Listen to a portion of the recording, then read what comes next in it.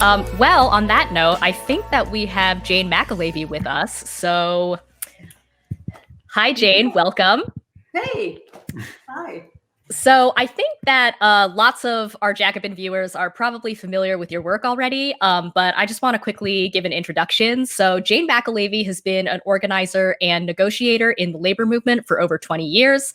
She's also the strikes correspondent for The Nation, the senior policy fellow at UC Berkeley's Labor Center, and author of the books Raising Expectations and Raising Hell, No Shortcuts, and her latest, A Collective Bargain.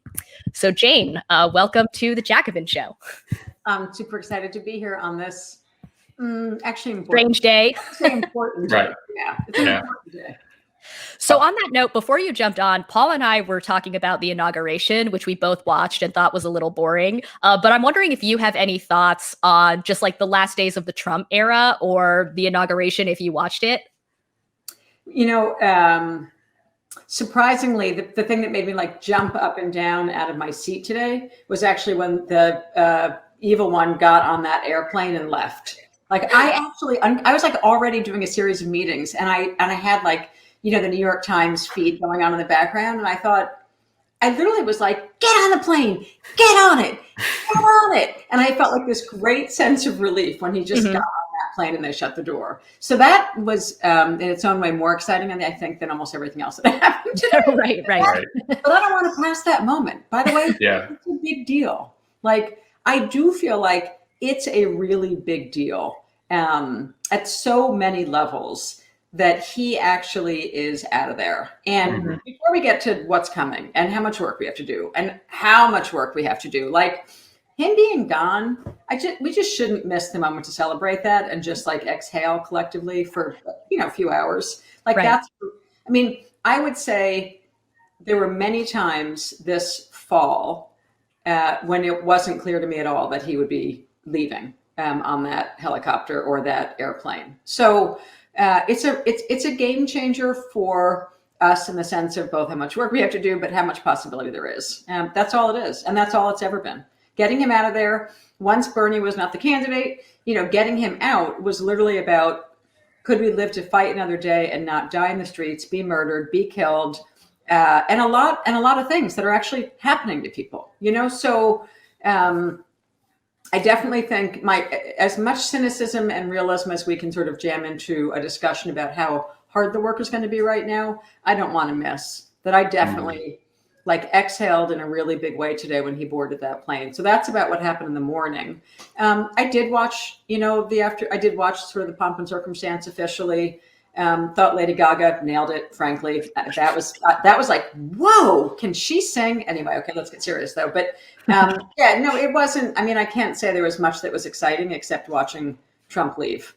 And my expectations were set fairly low, like Trump would leave, and he's out. And it's a big deal. So the question is, what do we do, right, moving forward? So I would say, yeah, I don't think we should downplay or undervalue that it wasn't clear we would win 2 seats in Georgia. I definitely, and like that moment just got so buried in the election and these idiots. Like, and I think in some ways, Georgia might be a good segue to talk about what you guys were already hitting on earlier, like base building and what does it mean to be ready and prepared and know how to win versus just shouting from the sidelines about shit we want, which isn't really useful. Right. Yeah. So let's get into that. So, you know, the first question I'll pose, you know, whenever there's a right-wing action, like what happened at the Capitol, there's always these renewed calls on the left to, quote, fight the right. And so my fear with this is that I think a lot of times people are thinking this in too narrow of a way, like just confronting groups like the Proud Boys. And I said this on the last show, but I've been to many of these rallies where I'm confronting 30 pathetic middle-aged white dudes, and I don't really feel like I've done much, to be honest, to fight fascism. So I guess for you, what does fight the right actually mean? Like, how do we undermine the far right space? Well, Prop 208 is a good start. Like the thing that you were closing on, right, on Proposition 208, I actually think that's a really good place to start because it is not enough to feel good about going to a rally and feeling like we're going up against these guys, right? Satisfying in the moment, but not really. That reminds me, Paul, of sort of when you go to some teeny little protests and people are chanting, this is what democracy looks like. And I'm always like, not really. I mean, not my vision of it. You know what I mean? It's not a few of us out on the street yelling. It's like actually passing 208. It's taxing the rich. It's not just having a vision about fighting to restore 25 or 30 years of cuts, which on a good day, if we're honest, a lot of in the trade union sector, but also in civil rights, et cetera, right? It's like restore the Voting Rights Act, restore the right to collective bargaining, restore the right for you to walk into a school building in Philadelphia and have basic functions in the building work. I'm tired of it, frankly. You know what I mean? Like if we're going to get past making the kind of demands that are transformative, that people need, that all of us need right now, it's way beyond. I'm sick and tired of like, let's just fight and get divided and nibble over the edges of like, is Medicaid going to get refunded at the state level, or will the teachers' contracts get refunded? That is like crap at this point, right? We need to like stand back and say, coming out of this, the dueling pandemics of like the Trump era, if we look at that as just one giant pandemic of racist, white nationalist, dividing and conquering, death on so many fronts, kids in cages, babies separated. I mean, I really feel like the whole 4 years was a sort of pandemic of its own. And then the actual pandemic where we have just sacrificed 400,000 untold workers. It's time for us to say, coming out of this pandemic, we are actually going to make a demand for a different kind of, a seriously real and better society. And that, to me, is about, that's a better way to fight the right? Like, I'm not interested in getting into, I mean, it feels satisfying once in a while to actually fight them, having been in those moments in our life, probably most of us, at least I have, physically fighting them. Like, I want to beat them on taxes. I want to not lose against Uber and Lyft and Airbnb. I want the left to stop just complaining about how bad things are and actually figure out how to win. And that's why I think the segue was really nice. Both Jen, what you were saying about sort of vigilante violence, but also that nice segue into Paul talking about 208. I was just about to ask. Yeah. Really painful subjects. But so I want to be grounded in a minute to say, I'm not sure about one piece of analysis I'm about to put out. I'm going to posit a thought though, which is like when you were saying Idaho, Florida, Colorado, the places that we won in the ballot initiatives this year, to some degree, I'm a little bit worried that in a lot of those red states or reddish states, depending on the state, Idaho, where we've won a few of these ballot initiatives in the last few years, I'm a little bit concerned that it's partly because it's like the tactic is newer in those places. Whereas in California, where the land of propositions is like really installed in the ethos of the electorate, the truth is it's not so cool. And if you look at the history of the ballot initiative process in California, the left and progressives mostly lose. That's a fact. So when people say, oh, California, that's so cool because you can introduce ballot initiatives, I'm like, the fact is the right and the conservative side of the aisle has won more ballot initiatives or defeated more of ours than we ever have come close to winning from the ballot initiative strategy. So, yes, and let's be clear about what we're doing when. 22, I think, was going to be, sorry, for folks who don't know the numbers, 22 is the Uber Lyft, I'll just call it the Uber Lyft, DoorDash bought and paid for ballot initiative and usurping of democracy in the state of California. It was to overturn with very egregious rules attached to it, which frankly shouldn't even be legal. The best, most proactive sort of anti-gig worker legislation in the country, right? That's what Prop 22 was overturning. It was the spending limits were completely insane, off the charts. And so a caution is that no one has yet, Uber and Lyft, by the way, and Airbnb in like a San Francisco ballot initiative a couple of years ago and a couple more local ones in California. Every place we see getting to ballot reform is something in our dreamboat here. Like every time one of those companies goes out in a fight, not only do they spend more money than any of us can even lay our eyeballs on to defeat workers and the community, they also in some ways they're pulling off like what in labor we call a captive audience meeting. Like they've got lists they're using. They're literally turning their consumer lists into huge voter rolls. So there's a huge danger about the gig economies, how much information they have and how they're using it. And, in the labor context, whenever I think about Uber and Lyft using their consumer list and their workers list, like forcing workers to take certain positions, or drivers, I should say, who are workers, by the way, in my opinion, they have ridiculous, the deck is so stacked against us. So, so that's on 22, just ridiculous. And then on what was Prop 15 in California, the truth is we came incredibly close, so close that it's so frustrating how close we came.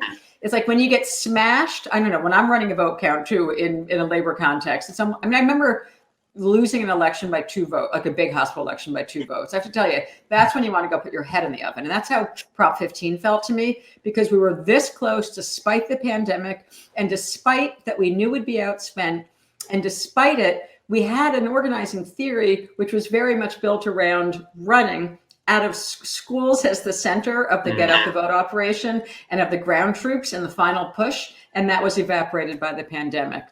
So, that was a hard loss. But let me just step back and say one more comment about this.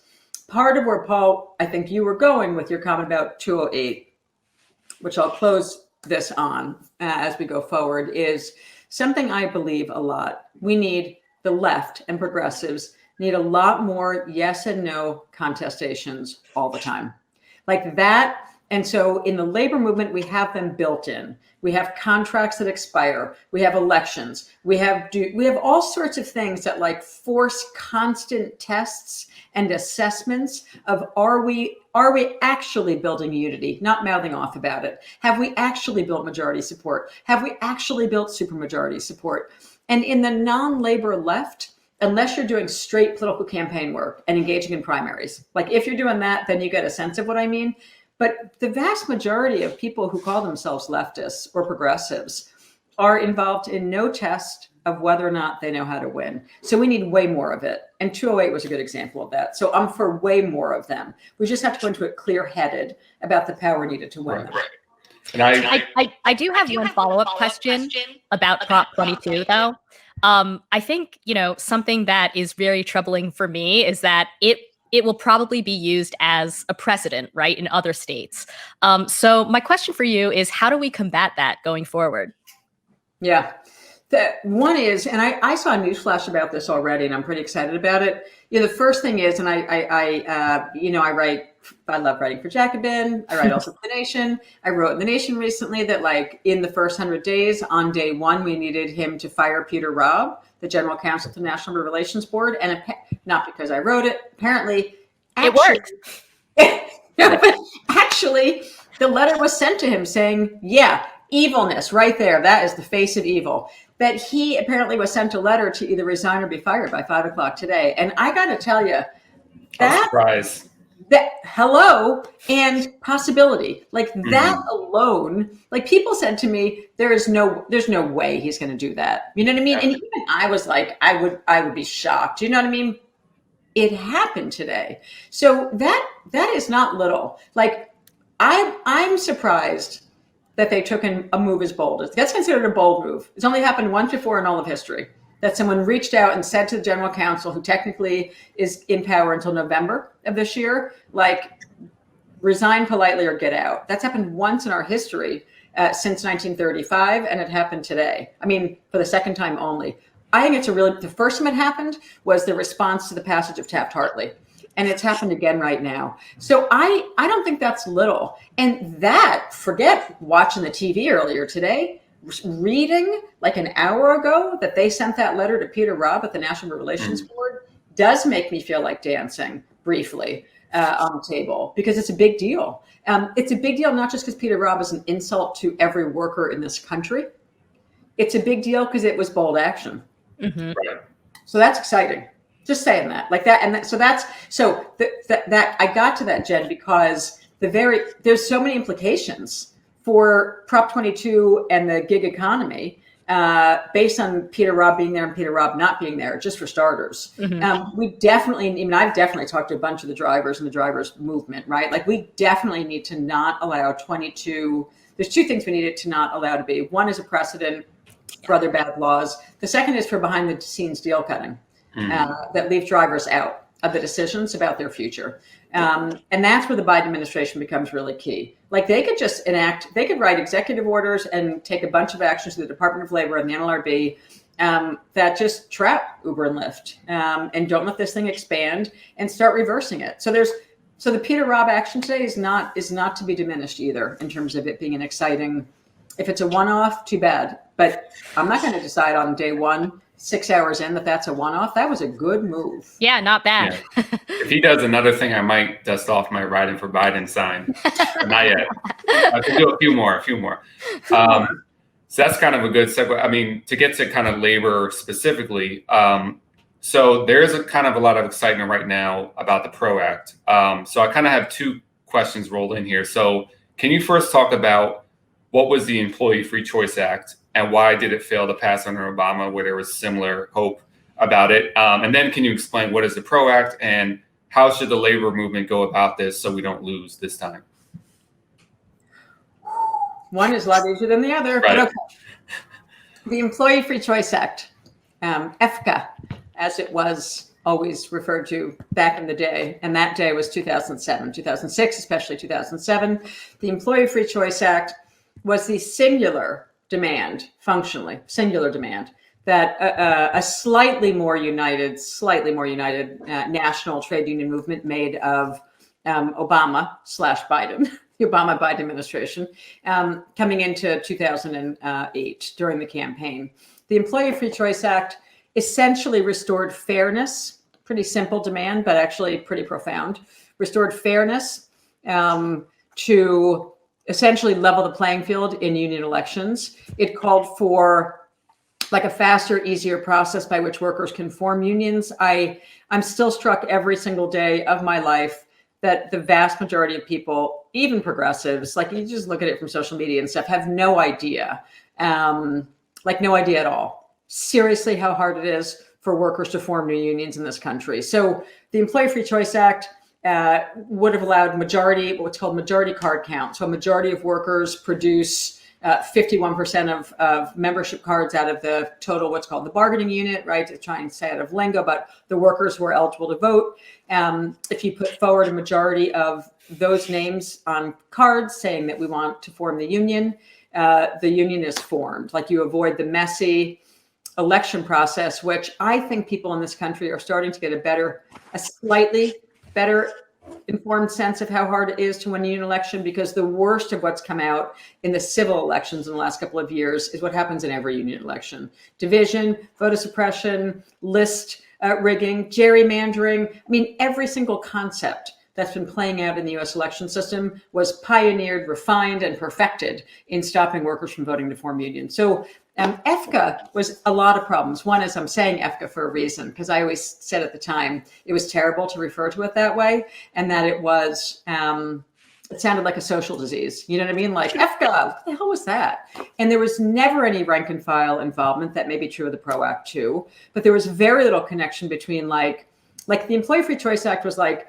the imagination of some lawyers and some top leaders, and never was there really a discussion with like workers writ large or the broader community about like, what do we need? So it was sort of the one and only demand placed on the administration, which I think itself was a problem, but that was like all of our ambition was that, not canceling mortgage debt, there's a million things that the labor movement could be demanding, like cancel all mortgage debt, like every illegitimate piece of debt that was, and I'm talking about mortgage debt from the 2008 crash, right, from the last crash. So it was more limited than the PRO Act. So that was the Employee Free Choice Act. It got nowhere. I mean, they came in and made the decision to do healthcare, and that was sort of it. It was like the Biden people like used every chit they had trying to pass healthcare, and we got the Affordable Care Act as it exists, better than nothing. But you know what I mean. And that was it. There was essentially no really serious union or workers and unions, which is the power that we need, right? Workers and unions is a power shift. There was nothing more really given to unions from Biden and Obama until late 2014, when they finally passed at the National Labor Relations Board, some subversion of that, like just a faster election and a more fair election process, not card counts, what we call the card count process. And even the faster election process was fantastic. They just did it way too late, and it was undone, by Trump, right? So the PRO Act is probably the most radical single piece of legislation pro-worker power. I keep saying power and workers, pro-worker power.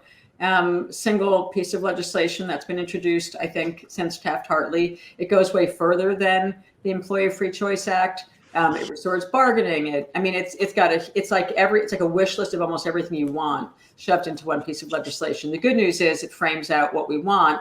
The challenging news, of course, is we haven't been able to pass labor law reform basically ever, like since Taft-Hartley. So we didn't pass it under Carter, Clinton, Obama. And the question is, what's going to be different now, right? How could things be different in this moment that would actually allow us to pass progressive labor law reform? I think if we fire Peter Robb and get a good National Labor Relations Board and get a good Department of Labor and get a functioning Occupational Safety and Health Administration, and there's like a long list, like that's going to go a hell of a long way. If the National Labor Relations Board got, a pro-worker, a fair human, a fair general counsel, and a fair board, workers would be forming unions like crazy in this country. It's that straightforward. When you've got a fair elections process, workers in this country want unions.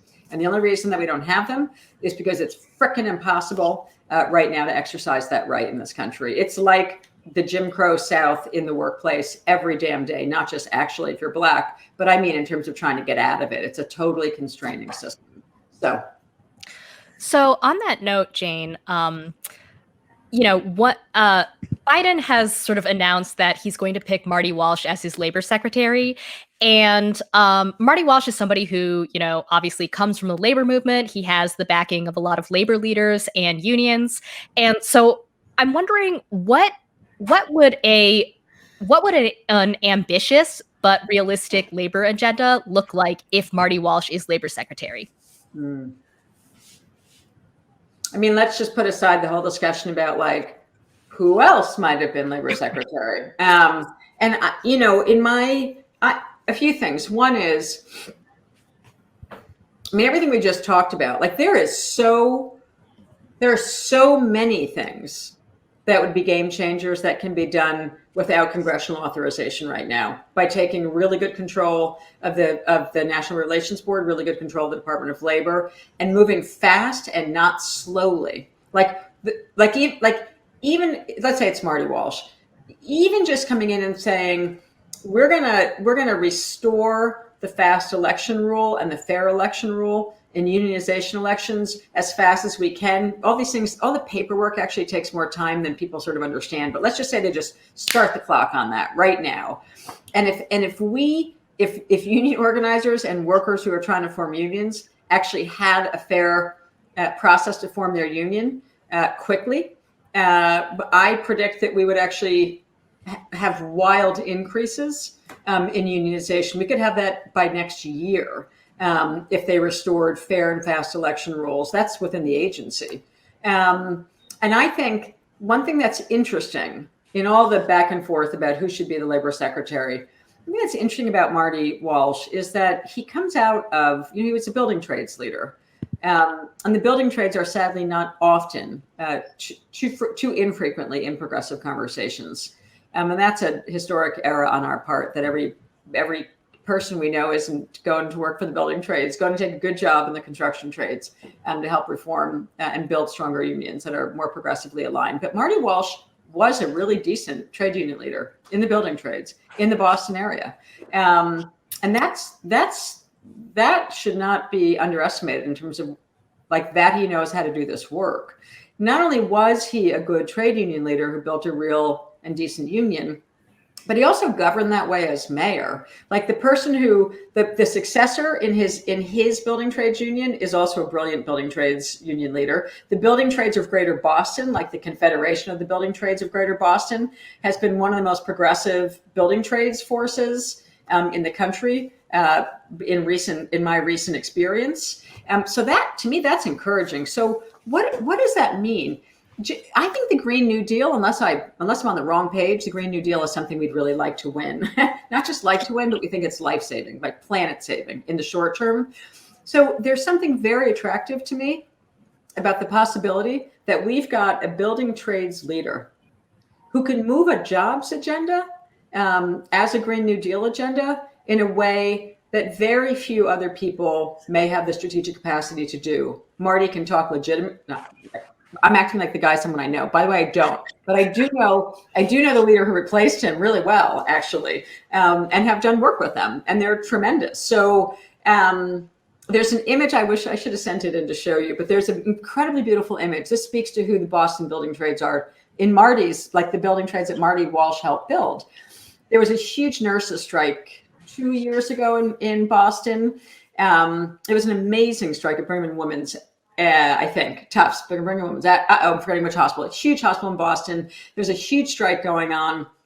And on a lunchtime one, strikes are like really fun and really hard. Let me just say for the crowd that's always saying strike, they're really hard and they're really amazing. They're unbelievable, but they're also just really hard. And people get tired by like day 2 or 3, and you got to figure out how to bring the energy up. And on like the 3rd or 4th day of the strike, there's this incredible image that was not plastered anywhere but social media of this wall of mostly white, but not all, just wall of guys in hard hats marching up the street to the hospital. And all building trades in Boston were called on to put their tools down and march to the nurses to support them. And I'm having chills on my arms right now thinking about the image of that again, because you saw the building trades going out for a bunch of nurses and saying, we're not going to keep working on your hospital. We're not going to work on the construction job in this hospital. I mean, technically, legally, there's ways we legally say it, but like that image of deep solidarity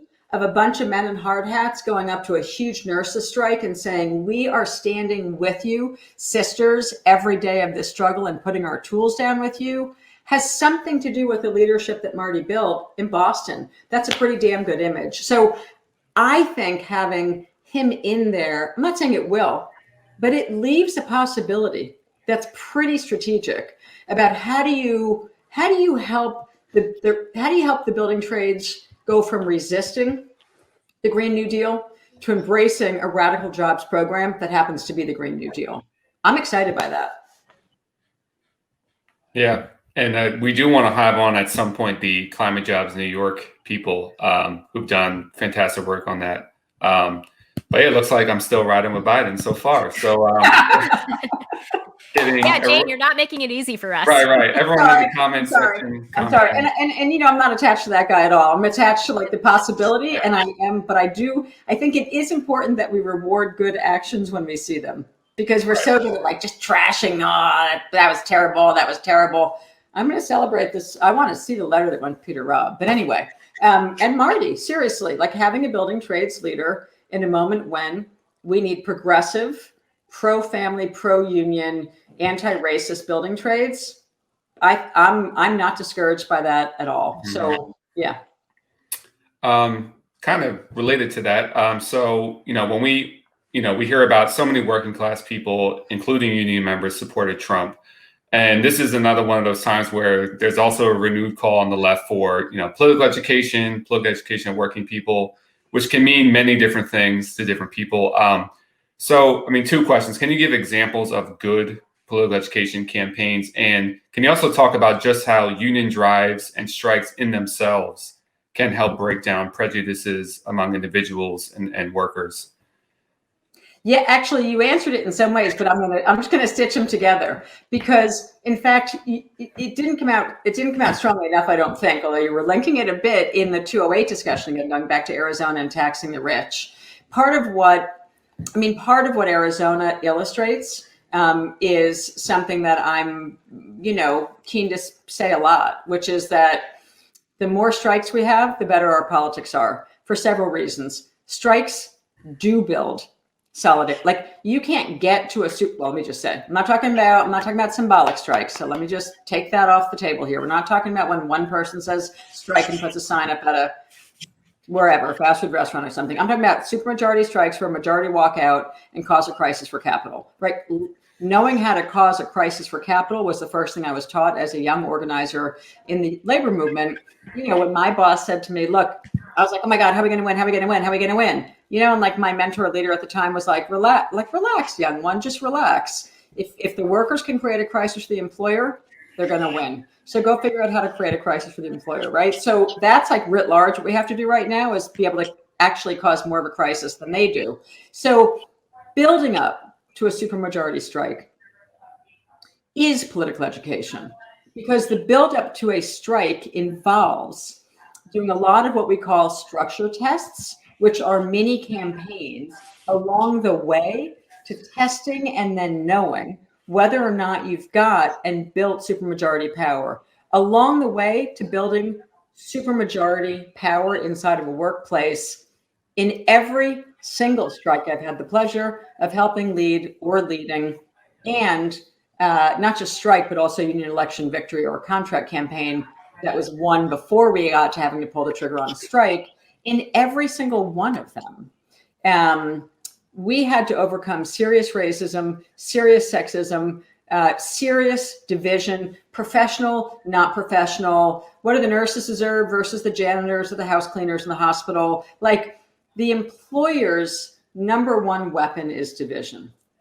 And I like that, Biden was wrapping down unity today, but just saying unity has nothing to do with getting us to unity. So getting to unity involves a lot of organizing work. And organizing work, as we were saying earlier, needs to involve yes and no contestation. Because when something's on the line, whether your job is on the line if you're walking off the job, or in the case of Georgia, if the future of the entire country was on the line in Georgia in 2 Senate races recently, can we just applaud the people on the ground in Georgia, by the way?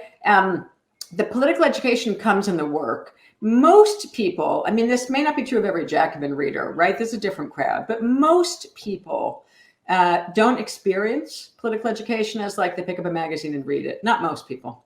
First of all, they're too damn tired and they fall asleep, or the kids crawling on them or whatever. Like, there's pressing demands that get in the way of like, political education is I'm going to like read about W.E.B. Du Bois and the end of Reconstruction. That's not political education for the vast majority of people. Though it'd be beautiful if it was, it's not right now.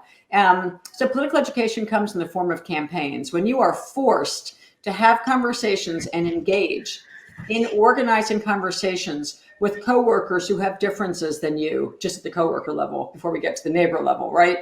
That is the best political education. People learn in action. Most people don't learn by sitting around and reading. Some do.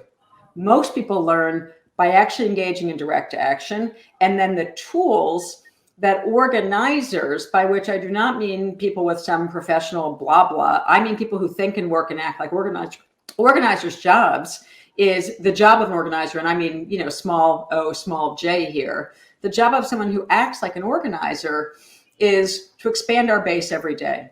It's to talk to people who don't want to talk to us every day. It's to wake up in the morning and realize our top priority is engaging the 1,000 out of 3,000 people who have never come to a meeting and don't want to talk to us. Like, that's what base expansion is. That's what people in Georgia have been doing for more than several years to get to the victory that we just got. Like, I think when people think like we just won those 2 Senate seats in Georgia because of like a ton of money was sent in after November until January, no, people. That happened because in Georgia, they haven't stopped organizing for several years in Georgia, right? So building a base and then being nimble and smart and having the organizational infrastructure ready to seize the moment and seize opportunities is half of what good organizing is, right? Which is what Georgia was. So the kind of political education I love to do is campaign oriented. And it's by having realistic, smart, nonstop campaigns, whether you're a community-based organization trying to figure out the ballot initiative question, tax the rich, a housing affordability issue, cancel the rent. There's got to be a yes or no contestation, and people learn by doing. People learn best by taking action, and that's the function of campaigns. Campaigning alone is not interesting. Campaigning is tied to small D, democracy building, small site structure building, we call it, really foundational. That's how people learn. When you go out and strike, there's no political education like a strike, in my experience. And that's one of many reasons why we need so many more of them, is because people overcome their differences and it creates clarity about who our opponent is, who the oppressor is, and who's us and them. That's good political education, and that happens in every tough labor campaign in this country. Yeah, there's something about the visceral experience that you won't forget, unlike the book I read last week and forgot already. So speaking of strike, I think ever since at least Occupy, the left has kind of gotten into this habit of calling for a general strike every other month. And, I think many people are well-meaning. People want to see the value of labor, but can you kind of clarify for people, what it would actually take to get to a general strike? I mean, a few historical examples, or just why that's kind of not the most helpful framework to think about. Yeah. Mostly because we've never actually we haven't actually had a full-on general strike. So the idea that we've never had one and that we're just going to go to one 0 to 60, you hit you just drive on the ramp now and get off at the exit called general strike. It's just not how they work. So I love the vision of a general strike, as I think you know, and part of why this past fall, I and many people, hundreds of us, organized something called a strike school that went on for 2 months in September and October. And the timing was pretty specific for a reason, right? In the lead up to the election, we were partly trying to say elections are one important thing we have to do, and directly related and tied to them is being strike ready, is living in a strike ready state. So when people call for general strikes, it bespeaks just not knowing all the work it's going to take for us to get to them. So what we have had in this country are sort of regional general strikes. We've had city-based, urban-based. Sometimes they felt almost statewide. But if we could even get to strategic strikes where a significant number of workers were going out on strike in 10 cities in this country, it could have the effect of, frankly, almost having a general strike, right? So part of strategy is about identifying where we're weak and where we're strong, where there's political opportunity and where there's challenges. And I can walk backwards for a minute in one example. When I was National Deputy Director of Healthcare Organizing at SEIU, which is a long time ago, we actually, I just think most people who haven't had resources and haven't had to do big campaigns have been starved, and that's most of the left, have been starved of what goes into that kind of a project, which is the best project. How do we get strike ready? Everybody. We sat for about a year and a half with a research program with about 30 researchers, right, nationally. This is big resources. And the task was, the assignment that I was given, I mean, a lot of us were given it, but I was on point as one of the 4 national deputy directors. The task was figure out how many labor markets would we have to take, meaning organize, create a crisis in, to take the entire national hospital industry union. Actually, that was the exact question. Go off and figure out how many labor markets do we have to win to functionally create the context for what we think of as national sectoral bargaining, like what the auto workers had in the 50s, 60s, 40s, 50s, and 60s, where, the big companies sat down with the unions and just forged national agreements. That was functionally national sectoral bargaining, won by the bottom up, not by a law. There's a bunch of discussion about those laws right now. Let's not get distracted by them, because we can do national sectoral bargaining if we build the power from the ground up. So in that effort, I think it was 2003, if I have my memory hat on correctly, we began this project. And first we came back, and the first answer from the researchers after half a year was 65. And I remember this meeting in headquarters, and they came in and slideshows and PowerPoints and maps of where there were state-based elections, Medicaid funding, political opportunities, trending D, trending Republican, trending blue or red, where profit making was happening in the hospitals, because you want to go back to your 208 point. You want to bargain against a boss with some money, right? I mean, it's one thing to get strike ready, and if you've got an employer with no money, that's a problem. So, where are the hospitals increasing? Where's profit increasing? So we did this 25 criteria grid to figure out if we took these labor markets, we could take the whole country. And 65 was the first number. And I remember like our boss at the time, very, very smart guy named Larry Fox, who's named one of a million names no one's ever going to know. And he sort of looked and said, nope, we don't have the budget for that. We can do 25. So when I come back in the meeting again, get your act together and come up with the 25 cities, functionally labor markets, come up with the 25 labor markets where if we field 25 all-out campaigns for a couple of years, we can take the country union in the acute care hospital sector. And we did. So we went back and it was like another 6 months of research work and really serious drilling down, elections, local elections, everything under the sun, a real research project. And we got to it. And we got to the 25 labor markets that if we could organize the majority of workers in those cities, in those hospitals, we could force essentially a national standard in the healthcare industry. That's the kind of smart work that we have to do. And that was one sector with one group of workers. And we actually had a plan that would take us essentially 4 years to get there until Andy Stern decided to destroy it, the former leader of the union. But I digress, raising expectations and raising hell if you're curious about that story. But like, the point is, this is doable. Like, we actually do know how to think about what would it take to get to a general strike. That's a long way off. How about what's it going to take to get to a simultaneous strike in 10 states, 5 major cities, or 10 or 25 labor markets? Like, that's a way more real and deeply meaningful goal that we should be setting. So between now and 2022, if we had a functioning labor movement, they'd be doing that exercise in the room together instead of what we were doing, which was one union with a lot of smart people in it back then, trying to figure out how to take the whole country union in a single industry.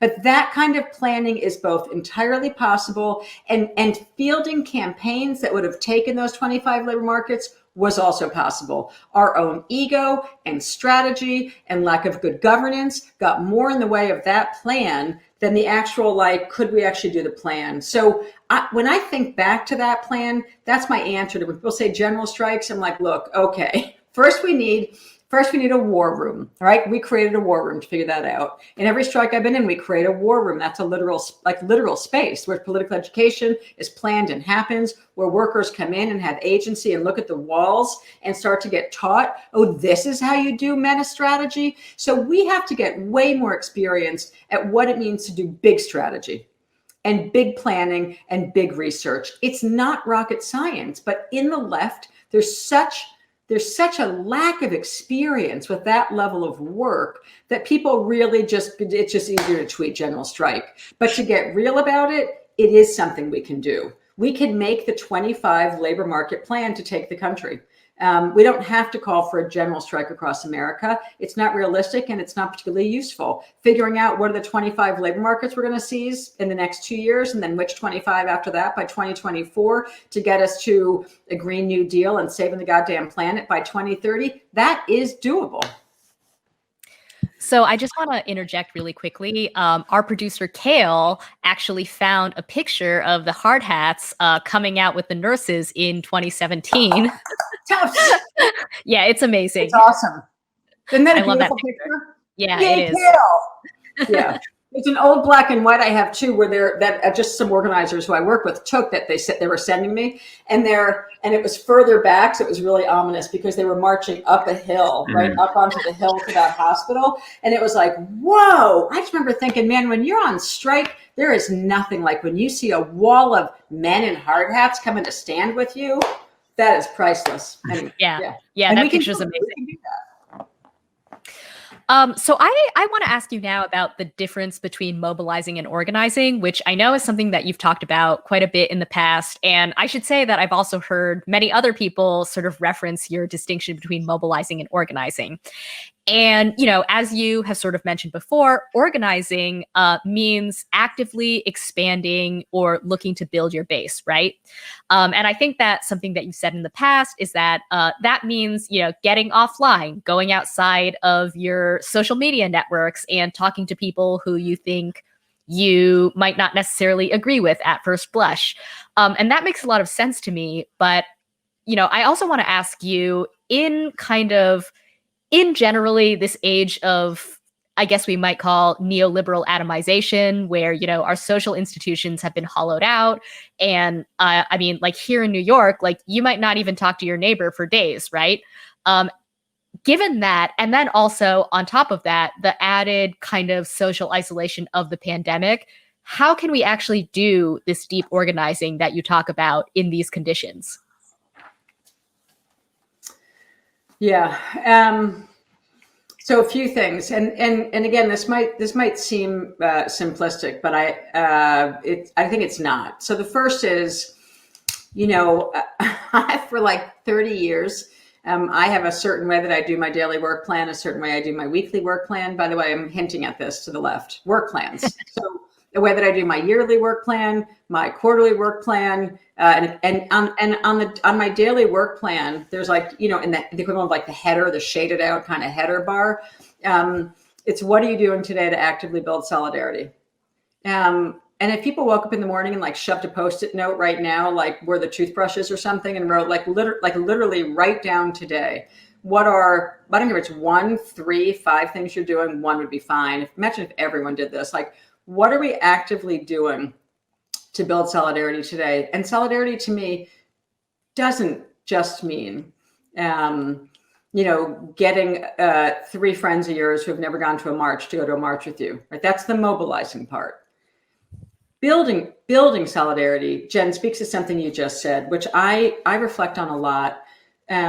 People say to me, well, you know, institutions are so hollowed out now. You know, civil society is kind of dying, like the Robert Putnam, whatever. There's all this literature about, you know, Theta Skocpol, whatever. There's all this like academic literature and books, you know, about how less people attend churches, less people are involved in their union, less people. Okay, fine. So I'm an organizer. Okay, I consider that a challenge, not a problem. That's just a challenge when you wake up in the morning. So one concrete thing, which also goes back to the political education question a little bit and how we win more.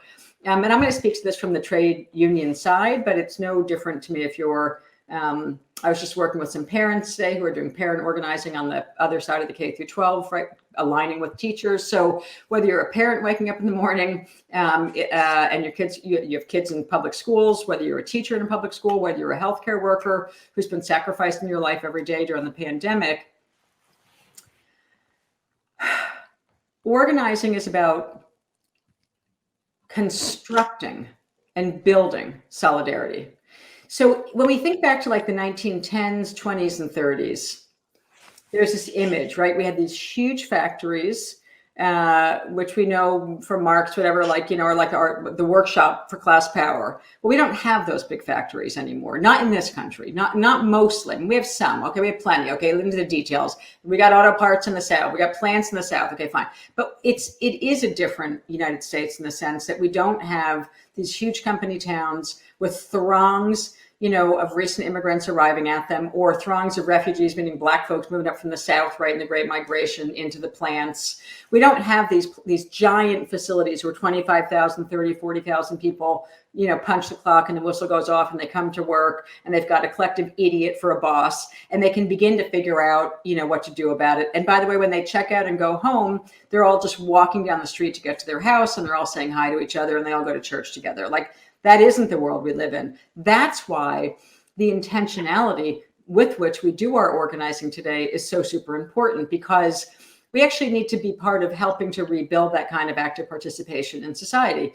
Frankly, there is no democratic project, small d democratic project, whether it's building democracy in your trade union local or the country, if we can't get people actively participating again, if we can't create the conditions that allow for and encourage people to come together and start working on political projects together. So on the trade union side, you know, everyone has to give people names, which makes me crazy. I like to call what I call whole worker organizing just good organizing. But to define it for a minute, when I'm running a trade union campaign, any trade union campaign, or helping to run one, I look at every single worker as a whole worker. Most unions look at workers, they call them members. They don't call them workers, they call them members. People usually say my members or my something, which makes me crazy. But there's a group of workers and they come to work. And for most unions, the greatest imagination they have is like, can they get all of them to sign up on membership cards? When I look at workers, Maybe because I came from a house of a politician and I was a community organizer for a while and I helped run political campaigns. I look at workers as like whole textured people who have lives when they walk out of the workplace, and they are more fractured today. So part of what whole worker organizing is, it's a bottom-up approach to how do we rebuild and reconnect the workplace to the broader community through the lives of the workers in their communities. So when we do the working campaigns, first, we build worksite organizations strong, right? So can you get to like a series of 80, 85% participation, active campaigns at work, structure tests at work. And once the trust is built, once there's enough trust, we start to figure out and chart everyone's non-workplace social relationships. So who goes to what church, whose kids go to what school, little league, soccer club, book club, whatever it is, right? There are, in fact, a lot of things that people engage in when they leave the workplace. And so if you're a community organizer and you're doing housing organizing, where do they all work is one fundamental question. You just reverse the questions you're asking. But then the question is, how do we begin to help people connect those dots? How do we connect it? I'm going to give you one story about this that opens up the preface. A Collective Bargain, the new book, which just got lost in the impeachment, is coming out in the second edition soon. And they let me write a new preface after the election. And in it, I decided to tell the story of someone named Joyce Rice.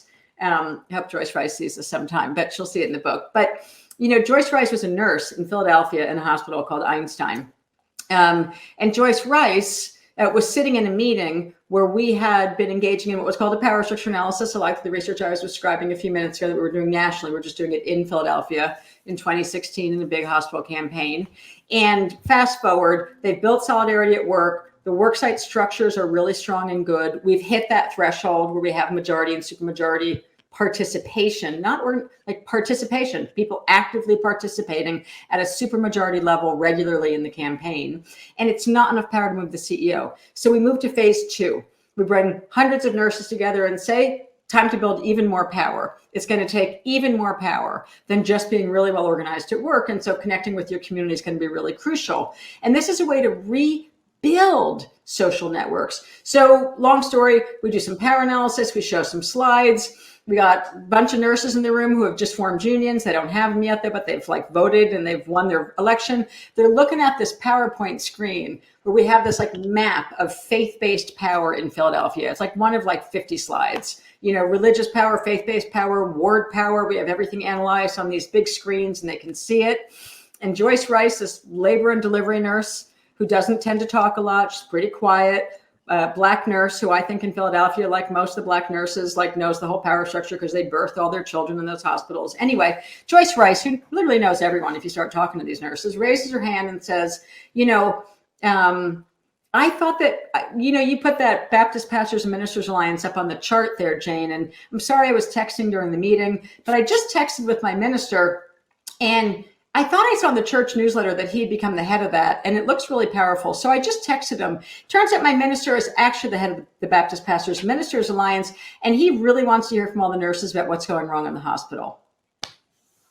Now, you can't make that shit up if you're an organizer on planet Earth, right? We're literally trying to figure out the entire power structure. Who can get to the mayor? Who can get to this one? Who can get to that one?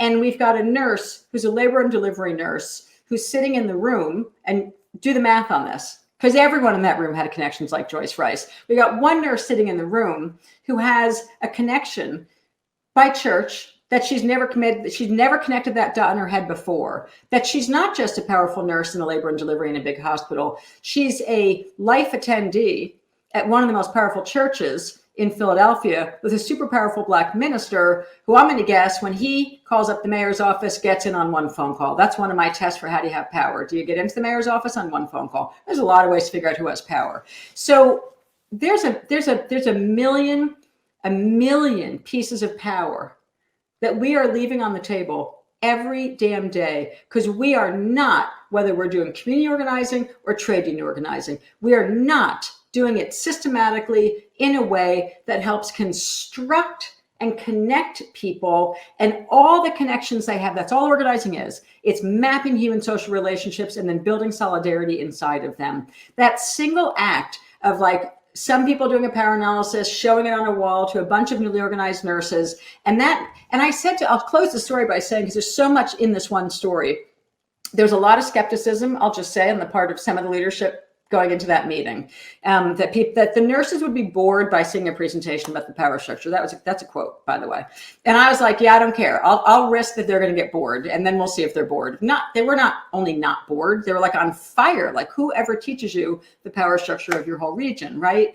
So, and they were beginning to suddenly realize they're in the power structure. They're in it because they're tethered to all these faith-based leaders who at that moment had way more power than them. So suddenly Joyce Rice is like sitting up, right? Like she ain't just a labor and delivery nurse, which I think is a godly position. She's connected to one of the most powerful people in the city who loves and respects her deeply because she's been in his church all this time. Within 1 week, a group of nurses went. He convened the 100 congregations from the Baptist Pastors and Ministers Alliance. They wrote a letter a week later to the CEO of that hospital at Einstein and said, we heard from our nurses, all of whom, by the way, work in these hospitals in this city. And we're essentially putting you on notice that they need a fair contract and they need it now. And we're all watching. And it was CC'd to half the universe, right? That is how organizers of every kind can help construct and rebuild a more nurturing, resilient, powerful community writ large that is capable of winning the kind of fights that we're describing and building towards taking 25 labor markets and taking the country. Like it isn't rocket science. It does require systems and methods. And that example is something we could be doing in every single campaign in this country. I used to work right up the street from Einstein at a school right by there. So maybe I saw her on a lunch break or something.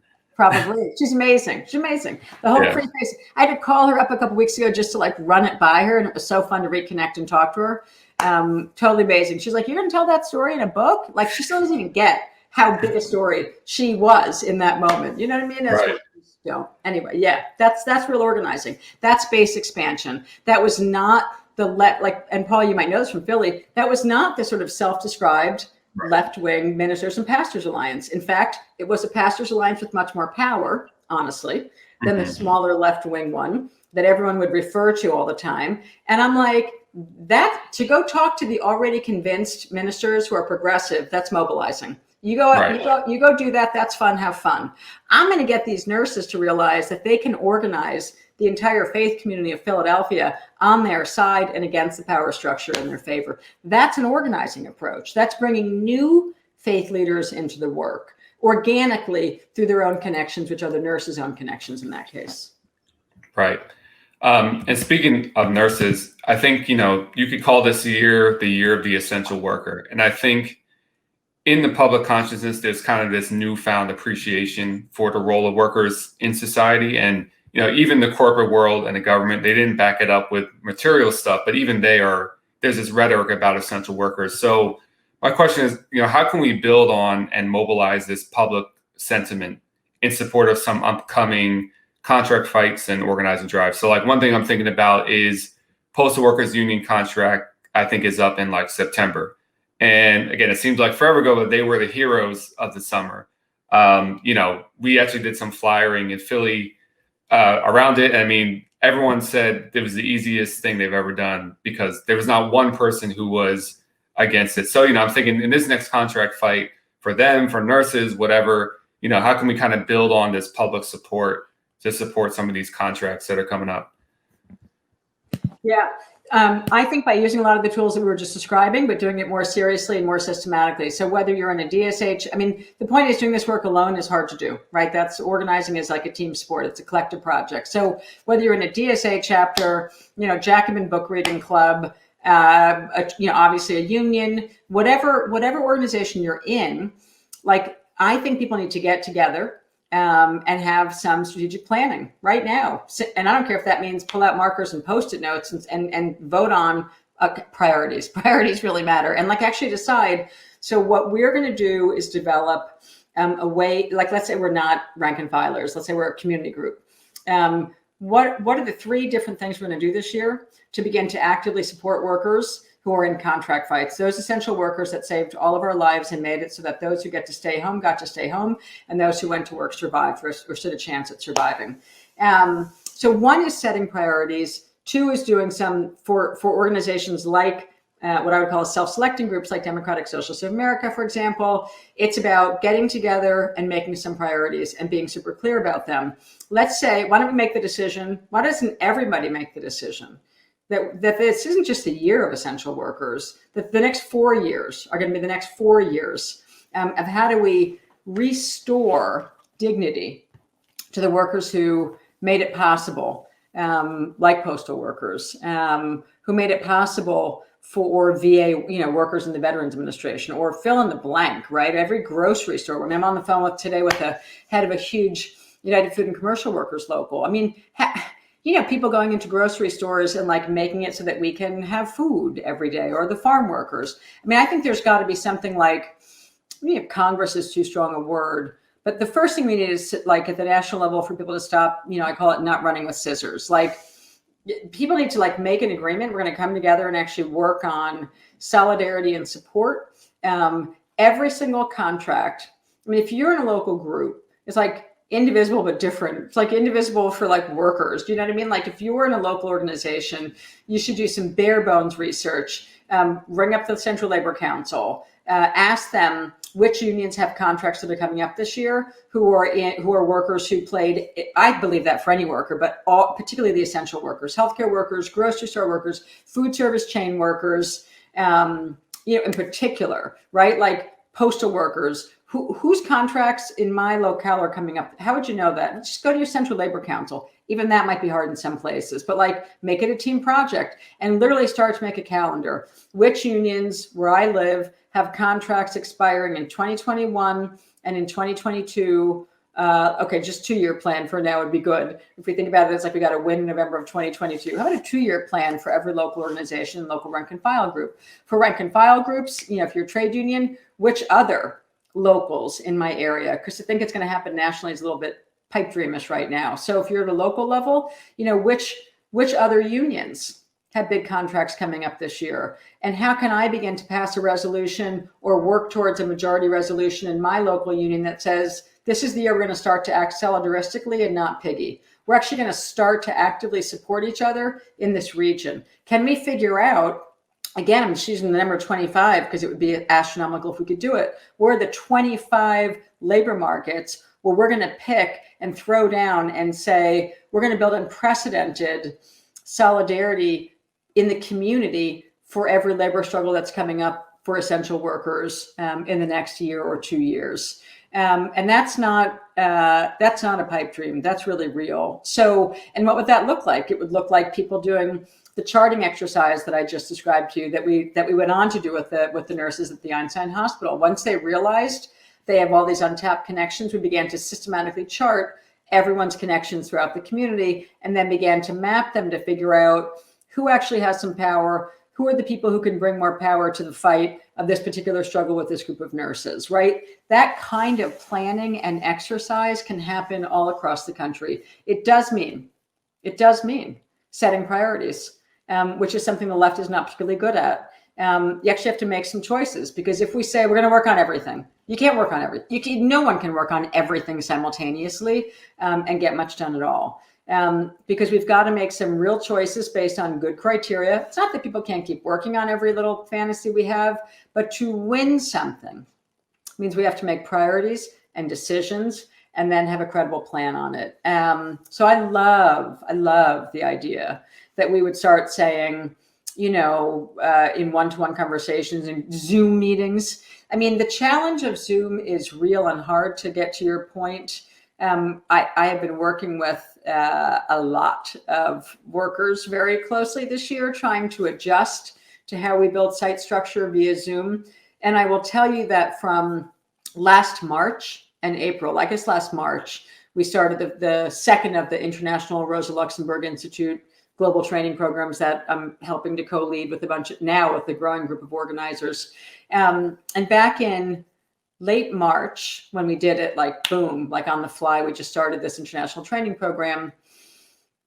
We had the idea that we could continue to build site structure using Zoom and telephones, and we can, and we have. I will say, to be real about it, By January of this year, 10 months into the pandemic, it's pretty exhausting. I mean, I think people are pretty exhausted. So I think we have to be sort of realistic in the next few months about what we can do and do it, because we're doing it. I mean, in California, up and down California, there's a bunch of site structure building that we're doing. So I know that we can do it. And there are workers winning right now by using Zoom and old-fashioned telephones, right, and texting to keep the relationship and to test, has Sally, Joe, Bob, and Paul, signed the online Zoom petition. We can transfer all of this into Zoom and telephones for sure, period. And it's harder. So just being compassionate and realistic about it. I think there's a lot of groundwork to do right now. All that research work we described, we should be doing now, getting ready to come out again. Like, who are the unions? Who are the essential workers who kept my community alive, who have contracts coming up this year? Where might those workers be trying to form new unions? How can I support? How can I actively throw my support and solidarity behind people in my community who enabled myself and my family to get through the pandemic? Like, that's not hard messaging. And like you said, it's not hard messaging. We have to create the tools that systematically let people engage in that project together. And that's what organizing is. It's coming up with a plan and setting priorities, and then offering up what we call a credible plan with methods and systems attached to it. And then we go win. But it's so much easier to tweet. Come on. All that stuff to do. But that was great. So the last question, I think you preempted my question about priorities, so I won't ask that one. So last one is just, I think there's a lot of young people out there who feel that they need and want a union, but are also like extremely disconnected from the labor movement and don't even know where to start. So what would you say? Let's say there's a listener out there, they want a union, they have no idea what to do. What would you tell them? Like, what is just the first step, to get from where they are now to even starting on this road, whether it's organizing a workplace or joining a union, where to start? Yeah. Several places.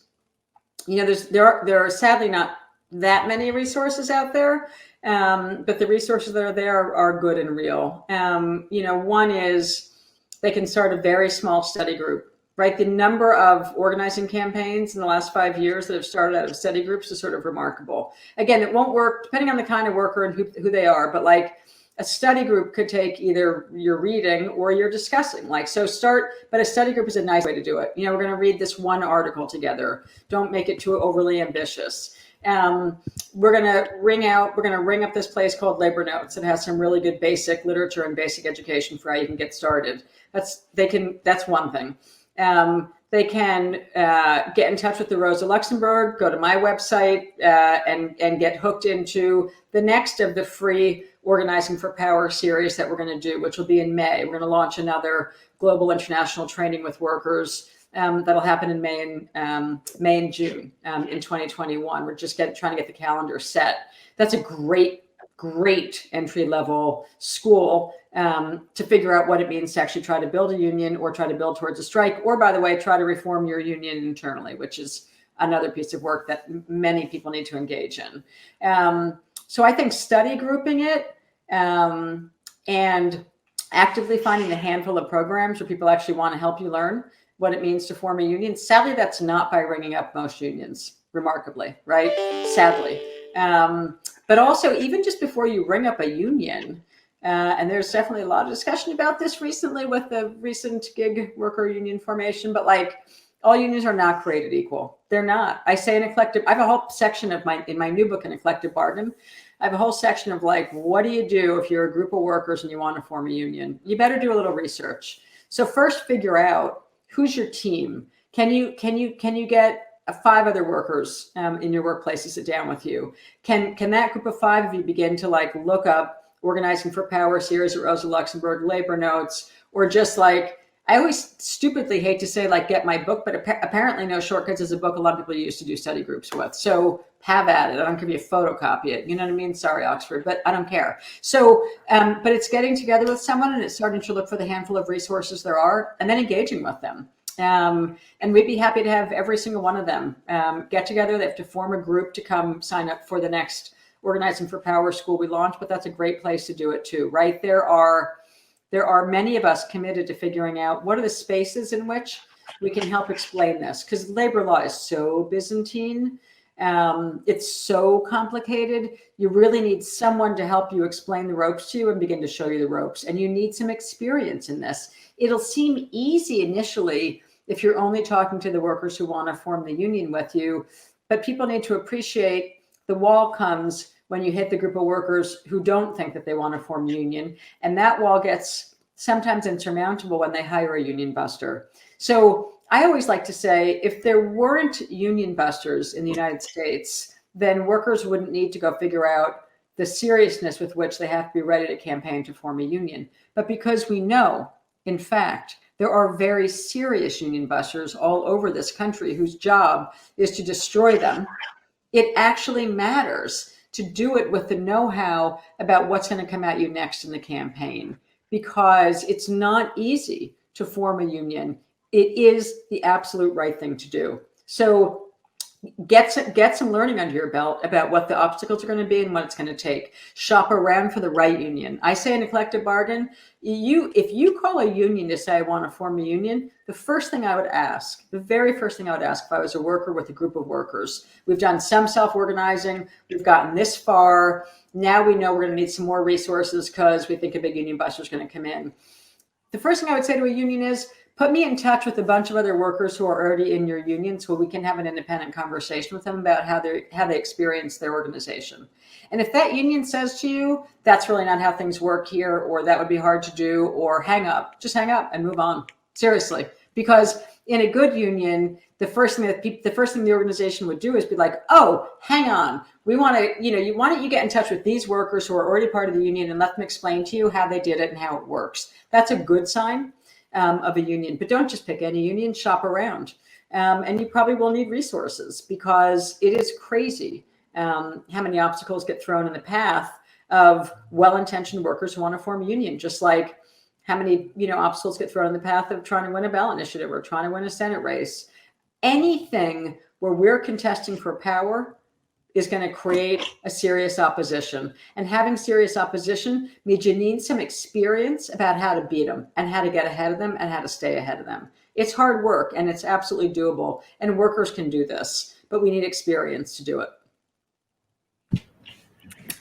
Well, on that note, Jane, we've kept you for over an hour, but I could honestly listen to you for another 2.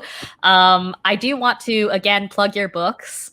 Jane McAlevey is the author of No Shortcuts, Raising Hell and Raising Expectations. And then, of course, her latest, which is A Collective Bargain, which you just mentioned.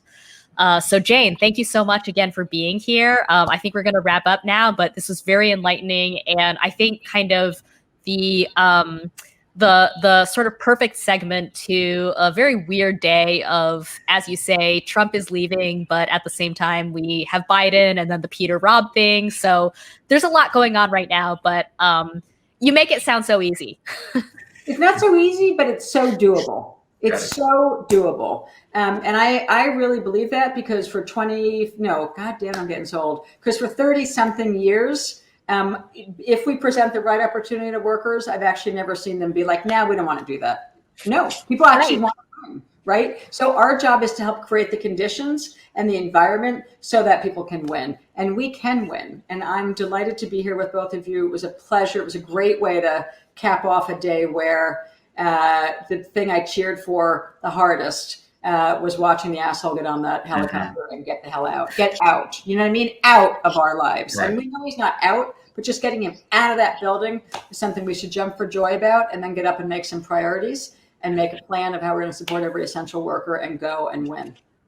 Really nice to hang out with you guys on this little show. Thanks so much, Jane. Thank you, Jane.